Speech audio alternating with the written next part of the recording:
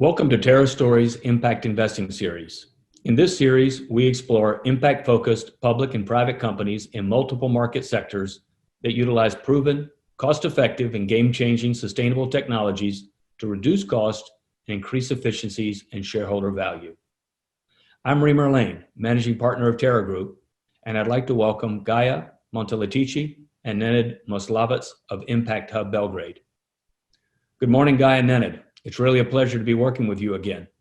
Gaia, I'm grateful for the opportunity to be mentoring the Impact Hub's Future of Food cluster. Will you share with us how you came to launch the Belgrade Impact Hub and what brought you to Belgrade? First of all, thank you for having us here. It's really a pleasure, Remer, to be talking to all of you and embarking into this experience all together. So it's been a while back that we established the Impact Hub. It was in 2014 in December, but the process of getting to the establishment, it lasted about a couple of years, I got to Belgrade some 20 years ago for personal reasons, but actually I'm a cultural anthropologist. I finished my MA in the United States and have always been very interested into what we call back then the arts of resistance, which today you may call resiliency. And that has always been sort of a quest in my professional life as well. And I thought it would be an amazing situation to actually bridge the personal and the professional in Serbia and explore how actually entrepreneurship can become something that goes much wider than Serbia itself, and how we can actually tap on all of the talents that's here to connect it to more developed economies in the US and in the world. So that's actually been the guiding light for the establishment of the Impact Hub. Before that, I worked a lot in terms of consulting, international organizations, the government, even European funds for the development. And in Serbia, I was called to draft measures for youth employment. And that was actually one of the most relevant experiences that brought me into connecting sort of the entrepreneurial mindset, the resiliency, the job creation, the talents into the Impact Hub. Yeah. Well, thank you. Nenad, we've known each other for a long time, and we've enjoyed great relationship over the years through USAID. But for our audience, why don't you share with everyone your story and how you came to launch the Belgrade Impact Hub? Hi, Remer. It's great to see you again. Yes, and good morning to all. Similar to Gaia, I've been a development professional for quite a few years, and almost 15 years. Working for different organizations, I realized that at one point there is something needed to be done differently, and managing these large contracts of development, bringing investors, bringing business incubators on board and stuff like that. I failed to see the actual real progress, real impact, if you want, And then Gaia showed up with this, Impact Hub as a kind of like, a potential vehicle for actually bringing impact forward and opening the window of Serbia and Serbian talent to the world. And I felt it was time to move on in my career. So I realized that maybe, the best way to create the change and to be part of it is actually to take part of yourself in that field. So therefore, I resigned and I quit my previous job, and I just shifted to the entrepreneur, being not an entrepreneur before. And it's been now, almost a full decade being an entrepreneur, and I love it, That's fantastic. That's fantastic. So tell us a little bit more about the Impact Hub and its missions and what activities the hub is currently engaged in. Yeah. So maybe I'll just continue, Gaia, and maybe you can add later on. So first of all, for those who are not familiar with the Impact Hub, Impact Hub Belgrade is a part of the global network of the same name. The network is present in 90 plus locations worldwide. The beauty of this network is really its independency in creating the change and creating the values and then sharing among the other members of the Impact Hub Association the failures and the successes. So Impact Hub Belgrade being an independent entity, but the member of this global association obviously created our whole work and intervention around what we felt and what we actually researched and found that's most needed for Serbia to happen. And this is the startup community. Impact Hub throughout the world is about communities of entrepreneurs of different focuses.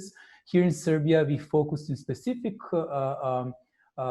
challenges we're trying to solve. It's the startup companies, startup founders who are looking to change their businesses towards more, to adapt their businesses towards their more global markets. Impact Hub, besides just working and building the community, we are also a physical go-to place. We are in the center of Belgrade in what it used to be a palace of cooperatives, a beautiful building built in 1928, which is really magnificent in its features. And in it, actually, we created this studio where you're at as kind of an homage to the Studio 10 of Radio Belgrade. Here used to reside for almost 50 years the famous drama studio for drama recordings. And obviously now with the whole COVID situation and accelerated digitalization throughout the world, we felt actually it's real good opportunity to create a place where not only a place that not only will be the go-to place physically for entrepreneurs, but also virtually. And this is our kind of like now angle and an opportunity for companies to practice their pitching, to meet with their peers, with their mentors. We also run an acceleration program at the Impact Hub where we work with a lot of companies throughout the year. Gaia, maybe you can add later on a little bit more on that. But that's actually how we do it. We do it all digitally now, online, because of the situation that's throughout the world, not only in Serbia, right? And in a way, we kind of like focused on creating this hybrid new model of on and off opportunities that are very important and actually opportunistic for countries such as Serbia, because suddenly we're very close, you know, and we can talk to you, Remer, you know, it's your morning, your evening, but we can talk, you know, in a second. We don't have to think of the, you know, overseas flights and jet lags and all these kind of things that usually, you know, countries such as Serbia are faced with when they're trying to meet with someone. Yeah, but see, then I don't get to come over there and enjoy that excellent food. I mean, so, you know, it's one of the best places on the planet to come eat actually is the Balkans and Serbia in particular. So, and that kind of leads me into my next discussion. For instance, with you, Gaia, we've been together, we've been working on a number of companies under your Future of Food cluster. And then due to COVID, instead of being there and being in front of with those companies, we've actually been doing this online, communicating with them and having discussions. And I think it's been progressing really well. I mean, to be able to interact and also share with each of the companies. Can you tell us a bit more about the Future of Food cluster and the companies that are participating? Sure. First of all, I take the opportunity to actually say that the sessions with you, Remer, particularly, were amazing. They created a lot of value, and actually the teams and the businesses really appreciated your guidance. And this is exactly the whole reason why we run the cluster. It's actually to focus these teams into better understanding the market trends, the industry insights that they wouldn't be able to by being and residing and operating in Serbia, right? They want to address necessities and challenges that are beyond the region where they operate and live right now. Obviously, they cannot afford a lot of money that market research would require them to. And the best way for them to sort of get a grasp of what's happening and how big the needs and challenges that they want to address are, is to directly communicate with the entrepreneurs and the experts on the markets that they want to address. So this is basically the sense of the cluster. So these people have varying levels of business development. Some of them have customers, some of them don't. A lot of them are actually pre-revenue still. And they need to sort of think strategically forward. How long will it take them? And is it a compelling case that they're building towards their market expansion, and how will that cost them, and what will it require? So we want to prepare them to be best equipped for them to actually have access to the resources and the capital they need, and be best matched with, you know, the investors and, again, the networks that they require. Yeah, I was very impressed with the companies that I spoke with when we had our first conversation, and the review of the companies that you shared with me.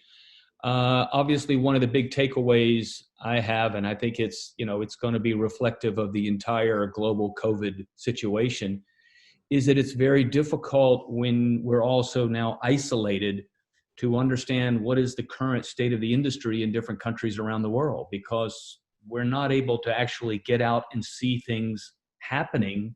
When you're talking agriculture, you're talking food, to see these innovations and in processes or techniques or technology or artificial intelligence that we can't find now online. So the inability to travel, the inability to act or to react to some of these in the market is certainly a big challenge. So, our online conversations are really our only way now to link up with what's going on. So, so what are some of the goals of the Future of Food cluster from the hub perspective? And can you highlight a little bit of the technologies, for instance, that you're currently working with? Yeah, so there's a few objectives that we can trace together, and definitely they do include the increased access, right, to capital, and the internationalization, sort of these business opportunities from this early stage already, so that we can actually from the beginning steer in more coherent ways their business development.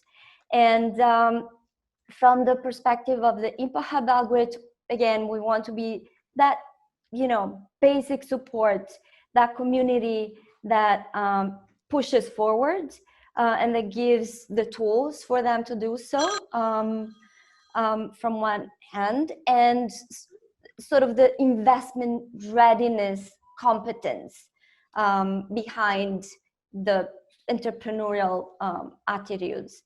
And then on the other hand, I definitely see a big opportunity for Studio X Ventures, which is actually a newly established venture builder, US actually organization that Nenad and I co-founded just recently together, and it wants to be exactly that missing link and that missing bridge between the pre-seed stage of these companies in the Western Balkans and the big markets such as the US, but not solely the US, and that's and that's the capital, that's the know-how, that's the advisory that is not available, right? It's really hard for people in big markets to even sort of invest and understand the relevance of such early companies that are not in their market, right?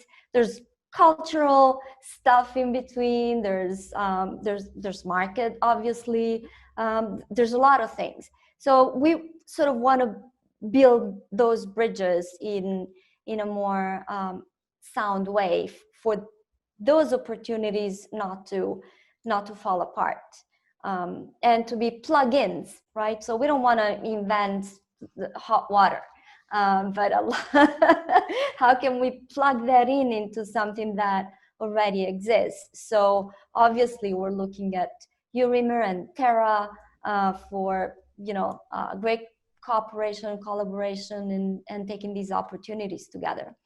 As you've seen, some of the businesses that are with us in the cluster tackle challenges that have to do with remote data management of agricultural farms, fields, power food is there. It's the transport of organic produce that needs to be sustainable in itself as well. So how do we transport organic produce in a sustainable way? What does it take to replace styrofoam, and so on and so forth? So these are all small examples of what's happening here. Well, thank you very much. Yeah, I had, just to give you a little review. So we had a wonderful conversation with a company called Atfield, who's actually developing a technology that will be field-based. And it's more than a weather station. It actually enables, in particular, the wine growing industry to be able to monitor their crops, know when to apply the right amount of irrigation, what's the weather within the crops, which helps them to affect the utilization of fertilizer and herbicides, and really make the crop more, I would say, environmentally sustainable in the process. But then you have, additional companies, like you mentioned, like Woolpack. And there's a company that does inserts for packaging that remove the need for styrofoam, but also provide insulation. And I was shocked. I mean, I wouldn't think that, using wool would be such an economical process. But when we run through the economics of it and the actual cost, then you realize that, this is potentially something that can make sense. Not to mention that it adds, if you're shipping glass, it certainly makes a big difference as well. I tell you, I was also very impressed with, I believe it's a Croatian company, Nixon. Yes. Yeah. Their product line, the products they're putting out are unique. Some of them are organic. They're working on innovation, which is very, very cool. Their apple cider vinegar, I think it won an award at the International Trade Fair, Sial. They even have, and this touched me personally, their cold brew coffee is dissolvable in cold water. I don't have to actually heat it up. So that one kind of worked for me as well. What were some of the others? Another one that I dealt with a lot in Africa, and I think it tremendously could have great impact globally, is the company Cropped. And Yes. their crop insurance solution, which is able to monitor crops from satellite data and measure the before and after consequences of the damage from a storm or whatever strikes the food, really gives a better risk management solution to insurance companies and to banks in the lending process, which will certainly enable more affordable rates on insurance, and also a higher probability of insurance companies paying out because they actually have documentable evidence of the field damages. What were some of the other things that stuck out in your process? I remember one was carbon negative. I think it was Soma. Yes, exactly. Then there's Dr. Agro, and then there's Maccabi, also from Croatia. Great professor. It's actually a great technology. He needs a commercialization plan. So these are a lot of the things that they have in common. How the technology that they are further developing, how is that going to be applied, used, How does it need to be tweaked for international markets? Because obviously the customers, the users are very different, have different needs, have different demands. So those are all of the things that we need to sort of tackle with these companies. Very great talent, great ideas, great prototypes, early monetization. How can this be brought really to market in the real market? And you have a company like Maccabi, and they're doing an encapsulation of biological and chemical agents, and I think it's all based out of fungi. Yes. And one of the things that I took away from that, by utilizing this product, the lycopene in tomatoes shows a dramatic increase, the health benefits and the tomatoes, which obviously a lot of us know that nutrients in our foods have diminished significantly over the last 30 years. So a carrot, for instance, has about 30% to 40% less beta carotene in it than it did 30 years ago. So if you have these kinds of products that these companies are working on, then potentially we're reintroducing nutrition to our food, which has been bred out. Fascinating, yeah? Yeah. So, here you have an audience, and I see some questions beginning to pop up, but I would ask, what if you have this audience that we currently have today through the Terra Impact Fund and the Terra group, tell me, what are some of the things you would be asking this group that Impact Hub Belgrade and the companies, what you need to be successful?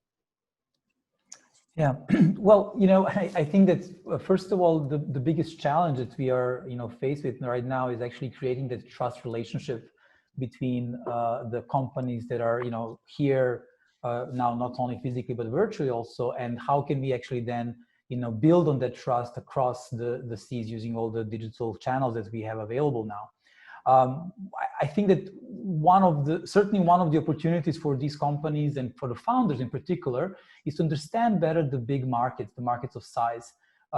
These companies, you have to understand, they're not really, most of them, they have not had a chance to actually go outside in the big markets and actually, test their products. Serbia and the Balkans in general, because here we are, again, speaking not only of Serbian companies, but we have some others from the Western Balkans.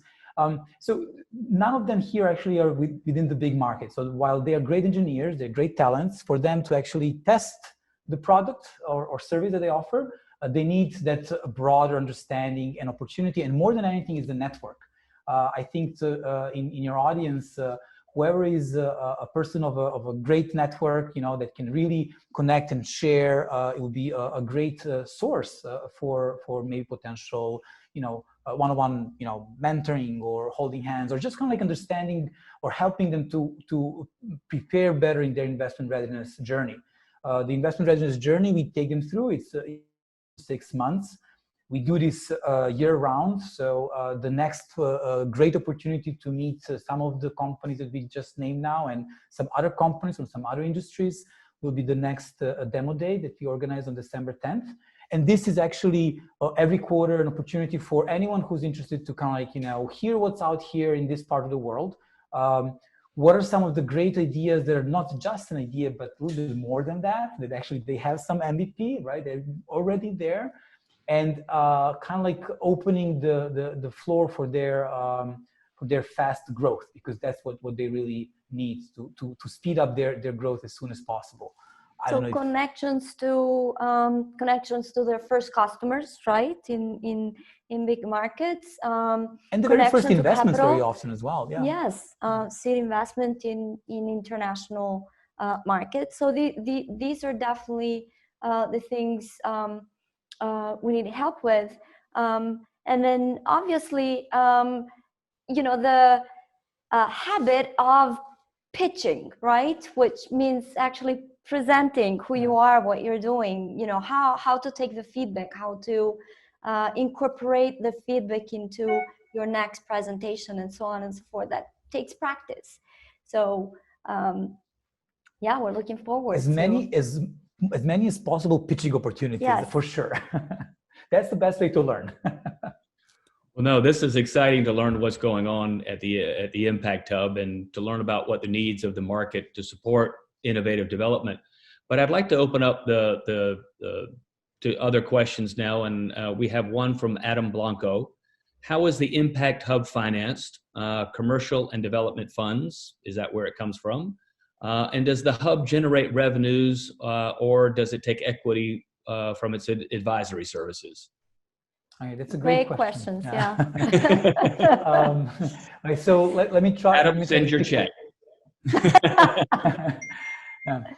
You see better the chat. Okay, so let me maybe start from the just general. Impact Hub is financed from the membership fees. So we are mainly membership fee organization. All our companies that we work with, they are primarily members of our community. We also have two other streams of our revenues. One is from organizing events, now hybrid events, so these kind of things that we are doing right now for external clients and for our community. And third, the obvious one is actually providing support to the startup growth. Now this is considering the Serbian economies, this is partially commercial. The larger part of that is donor funded. So in particular, our flagship program is We Founders. This is a project financed by USAID. It's a multi-year program to which we specifically focus on women entrepreneurs and startup founders and help them through the journey of startup growth. I can't see the other questions. Can you see the? And does the hub generate revenues, and does it take equity from advisory service? So Impact Hub does generate revenues, thanks God, even in this time, right? Although I have to say that because our business model is a little bit of, 2 or 3 businesses in one, we did face a hit by the COVID situation, like many other hubs throughout the world. But luckily we are still positive, and that's really good.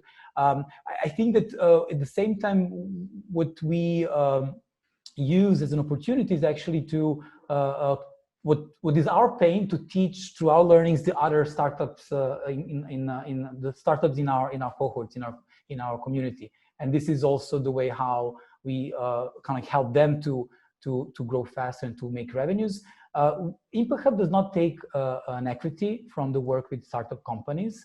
What we do, we give them investment readiness, we prepare them for that moment, and we advise them when is the best time to enter into the equity world. We like to say, even if you, as an investor, take even 5% of nothing is still nothing. So let's work together to make them something. And then when there's something, then let's see what's the best for the startup company to have a long journey of growth. However, we do work on a success fee basis. So this is, again, on an individual basis, depending on the startup company maturity. In some cases, we transfer the opportunity to our US venture builder, Studio X Ventures, just because these companies are usually looking for the US capital, and then it has to be all within where your lawyers are, right, at the end. So pretty much the Impact Hub is actually a pipeline, right? And it creates the cases that need to be credible and sound and feasible. And it definitely wants to connect better the investors and the advisors with, the startups and the founders and the entrepreneurs. And then entities such as Studio X Ventures would definitely offer advisors equity, right, for their work. So sweat equity, or equity for investment, and a combination of both, and whatever it takes. So we sort of mix all of these models. Yeah. Now, I participated, I guess it's been a couple of months now, in your show that you had, and I believe you have another one coming up on December 10th. Can you tell me about that a little bit? Tell us all about that. Yeah, I was just about to actually add on that topic because Gaia mentioned the word pipeline. So obviously, with the COVID measures that are here in Serbia, they were a little bit drastic at the point. Like we were closed for 45 days and these kind of things. So what we did in the back end of the whole thing, actually, we realized an opportunity of creating not only offline pipeline, but also an online pipeline. And this is where we organized for the very first time the first virtual Western Balkan Startup Expo. This was conducted in September, and the next one we are doing is on December 10th. This is basically an opportunity for any startup founder that we don't know of to come on the stage and to present their business model and in front of the jury of the stakeholders of the ecosystem who are providing some support, whether that be project support or mentoring or just an advisory support. And at the same time, we also use that opportunity to present some of the companies that we work with in front of the jury of investors. So if you are an investor interested to learn more about the companies that are more investment ready than they were 3 or 6 months ago, your opportunity is on December 10th. If you're a startup or a startup peer who's interested to learn who else is out there here, your opportunity is also then on December 10th, just on a different scene, on a different stage. But thank you for putting this up, Remer, because this is actually the very, how we say, this is the great opportunity knowing that the diversity in the Balkans, and it's very difficult to put, Bosnians, Serbians, Croatians, Albanians, all these people to put in one room, Well, finally we can do it all in one virtual room and no one has a problem with it, So in that light, I'd like to describe my experience. So when I entered into the platform, I could learn about, first of all, the Belgrade Impact Hub, but then I could go to the right and I could walk into a room where you had all the companies had a booth, and I could click on that booth and I could learn or get contact with them or have a chat with them. And then I could also visit your sponsors, and your sponsors also had their own booths, and I could click to learn about them and have a chat with them. But then you also had your pitch stage, and I could log and direct myself and go over to the pitch stage and have these individual companies going through and putting up their pitch and discussing it and having a Q&A session. It was exceptional. I really enjoyed it, I have to say. And I look forward to doing it again, participating again on December 10th, because you really get an opportunity to learn about what's happening in the market and what people are looking for, and what's this current status of the market. Thank you. Let me give you some numbers in that picture. You very nicely depicted. So we had 400 applications. Okay, and this is like, we are not a company that puts a lot of on marketing campaigns and these kind of things. So these are like very, very much to say, just kind of like not fully organic, but very much from the ground. But more than that, we had 3 stages of presenting. 30 startups were able to pitch in front of 3 different stages. We had a separate stage for women angels and women-led startups. Then we had the startup that I mentioned, the first time pitch, and then the companies that we've prepared for the pitching in front of the investors. The amazing facts in figures that we draw later on is that there were 65 follow-on meetings made through this virtual connecting. It was a very short connecting. So only I think the whole platform was open like for 4 hours. The pitching obviously were 1 hour each. But within 2 hours that the floor was open to everyone, there were over 4,500 messaging exchanged. Now, this is an amazing, when you realize that, the region and the companies and the peers and mentors, what they're looking for. They're looking for match. They're looking to find out, like in real fairs, right? Like, who's out there? What are you doing? How can I help? And these kind of things. And it was very exciting to do it for the first time virtually in September. And we're looking forward to do it again now in December again. That's fantastic. So we have another question from Rafael Gutierrez. Do you have an accelerator platform for early stage companies? Yes. So what Nenad was describing earlier on, in a process of 3 months that runs throughout the year, so 4 times a year, it's what we called smart startups, or it's an acceleration program. We don't give them money. We give them know-how, right? And we have, as Nenad was saying, luckily the support of USAID, so that actually the program can be for them financed, yeah. Financed, right, and supported.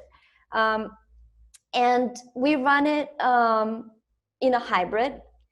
It's fully online and virtual. So they have access to all of the resources online, and they have live sessions on a weekly basis for 6 weeks. And then they have customized one-on-one advisory, mentorship, and so on and so forth for the next 2 months. Also on live sessions.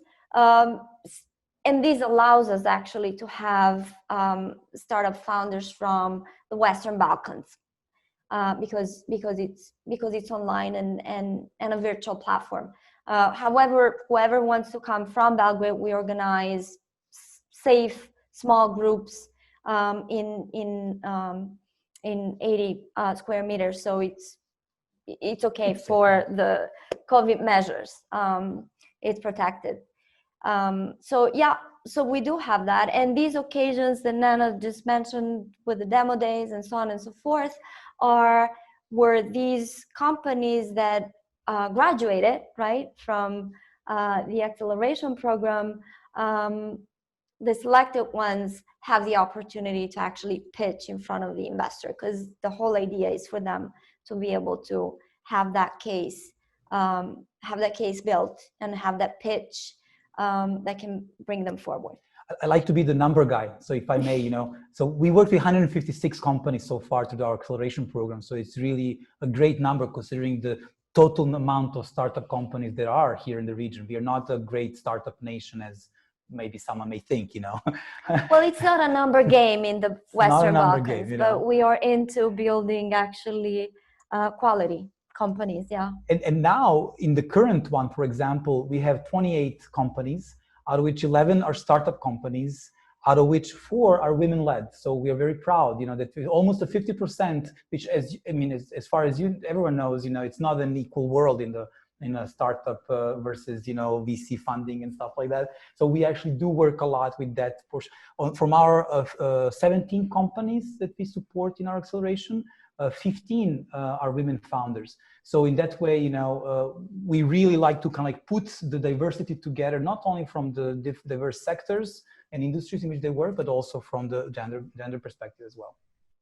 That's great. That's great. It's really a shame that we have this COVID thing, because I've visited your facility and it's actually really an exciting place to come into, because the dynamics of the interactions between the companies and the personnel there and the layout of the facility is so conducive to stimulating discussion and development that is just actually a really cool place to come. So my congratulations to you. So that looks like that's about it.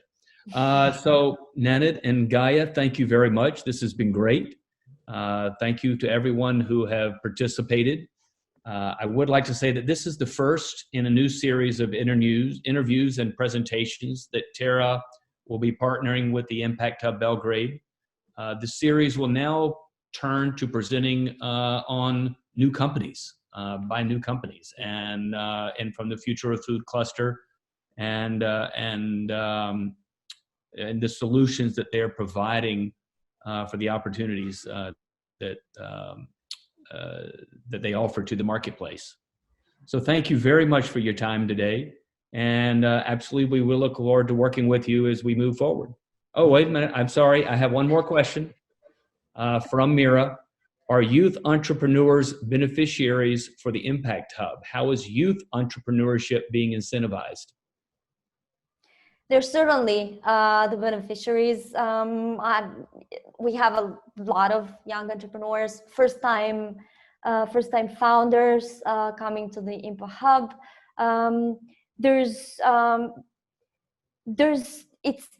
Youth entrepreneurship definitely is incentivized in Serbia. The ecosystem is emerging, and there's a lot of non-government and government organizations that actually support young people to become entrepreneurs, to sort of self-employ themselves. And there's a few universities that actually are developing their own sort of incubation programs within those universities. So for example, we are called to help them in mentorship and in entrepreneurial mindset building. And then obviously we are the next step, right? When they come out of universities and they're more serious about about realizing their sort of idea. We are also home to the Association of Young Entrepreneurs of Serbia. They are our members and also partners in putting the startup portfolio together. So, you know, they not only that they help us, but they also learn through helping with us on that as well. Yeah. Absolutely. And we believe in the power of actually, you know, putting together the young entrepreneurs with the more mature professionals as well, because we see a lot of stuff happening in professionals who have worked in companies and now they actually see their opportunities to build their own businesses. And so pairing the younger ones with the more experienced ones is actually a very interesting endeavor. Oh, Gaia, Nenad, thank you so much for your time. James Carswell is saying, fascinating program, great interviews. Thank you all. It's really nice to have this feedback and have you all participating today. And we really look forward to working with you more. Thank you, Remer. Thank you everyone for this great opportunity. We mentioned some of the companies, so we really look forward to our collaboration and putting in these seats some of the founders of the companies that we mentioned, and it would be a great benefit for them to pitch in front of the camera, in front of the faces that maybe they didn't meet, and that way to, you know, build that trust, which is, like I said at the beginning, a key challenge for the times in which we're in, right? To build trust virtually. So thank you very much for the opportunity. And by the way, if there are any questions further on, later on, ping us at the LinkedIn or just write at the Belgrade at impacthub.net. We are happy to pick up on any questions and get back to you with answers as we know. Thank you very much. Great pitch. Thank you so much.